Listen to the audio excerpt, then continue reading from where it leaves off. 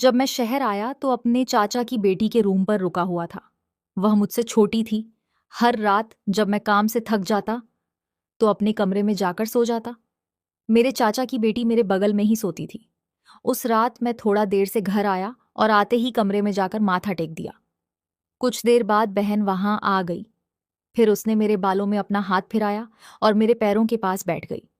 फिर अचानक से वह कुछ करने लगी जिसे महसूस करके मेरी थकान दूर होने लगी। फिर वह बोली, जब तक तुम्हारी थकान दूर नहीं हो जाती तुम्हें आराम नहीं मिलेगा। फिर बहन पूरी रात मुझे। हेलो दोस्तों, आज की इस कहानी में आप सभी का स्वागत है। मेरा नाम सचिन है। मैं जिस लड़की के कमरे में रुका था, मुझे लगा कि वह छोटी है, लेकिन वह बिल्कुल भी छोटी नहीं थी। वह इतनी समझदार थी कि 1617 साल के लड़के का पालन पोषण कर सकती थी। दरअसल मैं काम के सिलसिले में शहर आया और अपने चाचा के घर पर रहने लगा था। मेरी माँ मुझे कुंवारे लड़कों के बीच रहने देने को तैयार नहीं थी। बोली थी कि शहर में तुम्हारे चाचा का घर है, तुम वहीं रहोगे। मुझे शहर में एक अच्छी तनख्वाह वाली नौकरी मिल गई थी। जब मैं अपने चाचा के घर पहुंचा तो मैं उनका घर देखा तो सोच में पड़ गया। चाचा के घर का दरवाजा इतना छोटा था कि मेरा बैग और मैं एक साथ अंदर नहीं जा सकते, क्योंकि अब मैं उस छोटे से घर में रहने वाला था। घर में किचन के अलावा एक बेडरूम और एक हॉल था, और वह भी बहुत छोटा था। हम गांव में एक बड़े घर में रहते थे। अब मैं काम के सिलसिले में शहर में अपने चाचा के यहाँ रहने आया था। चाचा के घर में चाचा, चाची और उनकी एक बेटी थी। चाचा गांव में सबको बोलते थे और कहते थे कि शहर में उनका बहुत बड़ा घर है। अब मैं सचमुच उनका बड़ा सा घर अपनी आंखों से देख रहा था। चाचा की बेटी अब 18 साल की हो गई थी। उसका नाम था। मुझे नहीं पता था कि 18 साल की अंजलि इतना कुछ जानती होगी। जब अंजलि मेरे लिए पानी का गिलास लेकर आई तो मैं उसे देखता ही रह गया, क्योंकि अंजलि जब 6 साल की थी तब मैं उससे मिला था, और अब वह 18 साल की हो चुकी है। अब वह और भी खूबसूरत लग रही थी। फिर मैं पानी पिया। इसके बाद चाची मेरे लिए नाश्ता बनाने लगी। चाचा भी मुझसे मिलकर खुश हुए। माँ ने उन्हें पहले ही बता दिया था कि सचिन शहर में तुम्हारे घर पर रहेगा। मैं अपने चाचा को उनके घर पर रहने के लिए प्रतिमाह 0,00 देने जा रहा था। इसलिए चाची और चाचा को मेरे रहने से कोई दिक्कत नहीं थी। दूसरी तरफ अगर मैं उनके घर फ्री में रह रहा होता तो चाची मुझे 2 दिन से ज्यादा रुकने नहीं देती।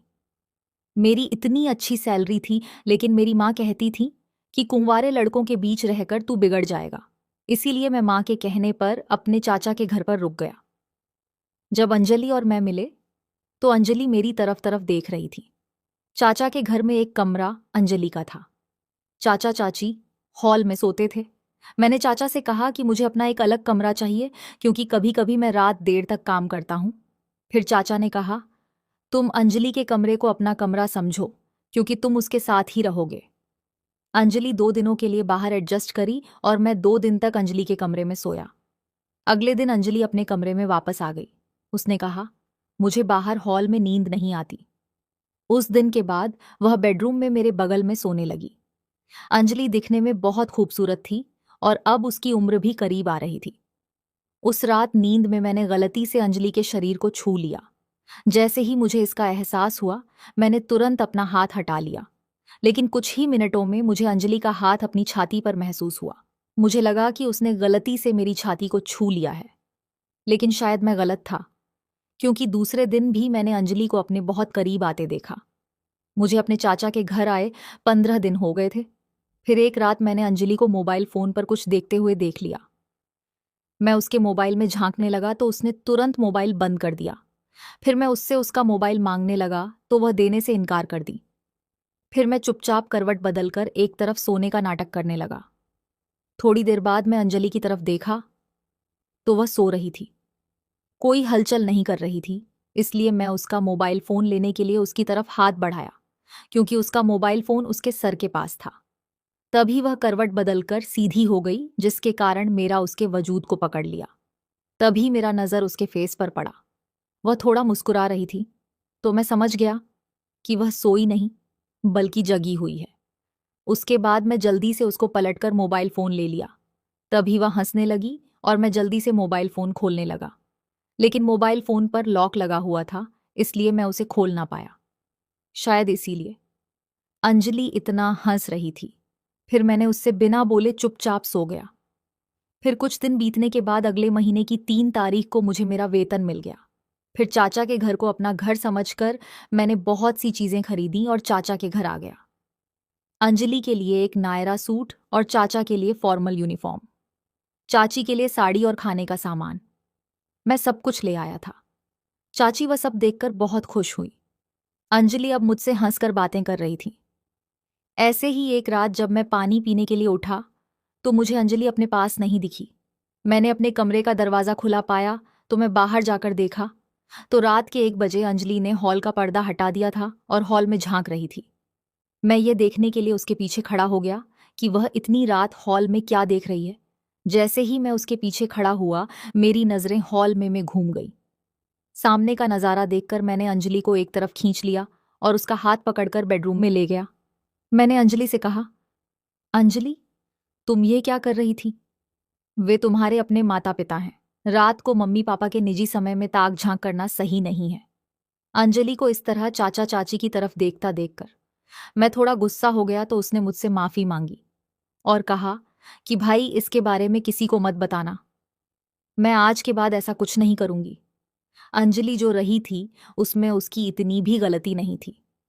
चाचा को अब एक बड़ा घर खरीद लेना चाहिए था क्योंकि उनकी बेटी अब बड़ी हो रही थी, तो उन्हें इस बात का एहसास होना चाहिए।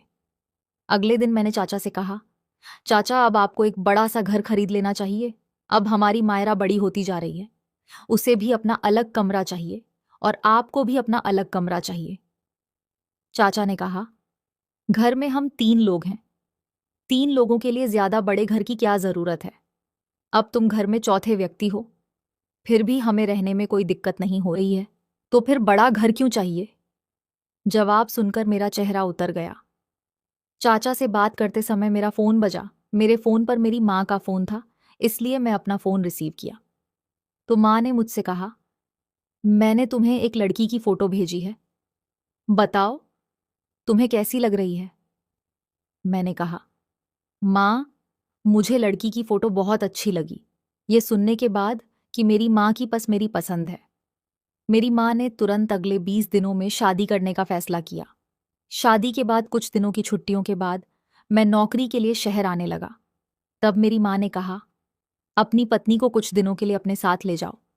फिर मैं तारा को अपने साथ शहर ले आया। पहले मैं शहर में अपने चाचा के घर पर रहता था, इसलिए मैं अपने चाचा के घर आ गया। जब मैं अपनी पत्नी के साथ चाचा के घर आया तो अंजलि का कमरा पूरा मेरा हो गया था। वह रात में अपने माता पिता के साथ हॉल में सोती थी। तारा को शहर लाए हुए अभी 3 दिन हो गए थे। इन 3 दिनों के बाद अचानक रात को जब मैं अपनी पत्नी की बाहों में सो रहा था, तभी मैंने अंजलि को हमारे बगल वाले कमरे से झांकते हुए देखा। उसे देखकर मैं तुरंत तारा को छोड़कर बिस्तर से उठकर बैठ गया। मुझे उठता देख अंजलि तुरंत दरवाजे से हट गई। फिर मैं सोचने लगा कि अगर तारा को यह शहर का माहौल पसंद आया तो मैं तुरंत अगले महीने हमारे लिए वहां एक अलग कमरा तलाश कर लूंगा। लेकिन 5वें ही दिन तारा ने उस शहर को ना कहना शुरू कर दिया। उसने कहा, मैं यहां ज्यादा देर तक नहीं रह सकूंगी। मुझे गांव में रहने की आदत है। मुझे ना तो यहां का पानी पसंद है और ना ही यहां की हवा। फिर अचानक तारा की तबीयत खराब हो गई। इतने समय तक रहने के बाद मुझे उस पानी से कोई परेशानी नहीं हुई थी, लेकिन तारा को दर्द होने लगा, इसलिए वह गांव जाने की जिद करने लगी। उसकी तबीयत बिगड़ती जा रही थी, इसलिए मैंने उसे गांव भेज दिया। उसके बाद मैं अपने चाचा के घर पर अकेला रहने लगा। मैं तारा से उतना खुश नहीं था जितना मुझे होना चाहिए था, क्योंकि मैंने उसकी जो तस्वीर देखी थी वह बहुत चमकदार थी और वह शादी में चमक भी रही थी।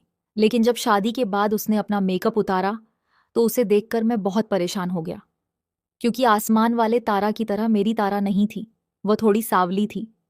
मुझे गोरी पत्नी चाहिए थी, लेकिन अब क्या करें, जब शादी हो गई और वह पवित्र भी है, इसलिए मैं उस पर विश्वास करके उसके साथ अपना जीवन बिताना चाहता था। अब तारा गांव चली गई थी तो मेरे लिए और भी ठीक था। हालांकि अब मेरी शादी हो चुकी थी, फिर भी मैं शहर में ही काम करने वाला था। इसलिए मैंने सोचा कि चाचा के घर रहना ही ठीक है, क्योंकि एकले अपने लिए इतना पैसा खर्च करना मुझे ठीक नहीं लगा।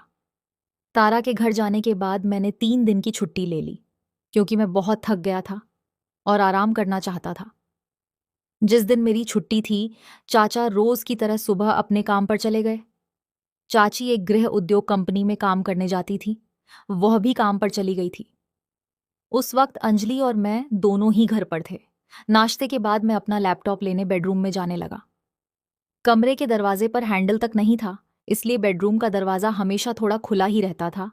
और आज मैंने अंजलि को खुले दरवाजे की दरार से अपने कपड़े बदलते हुए देखा। अंजलि का गोरा प्यारा रूप देखकर मेरी आंखों में चमक आ गई।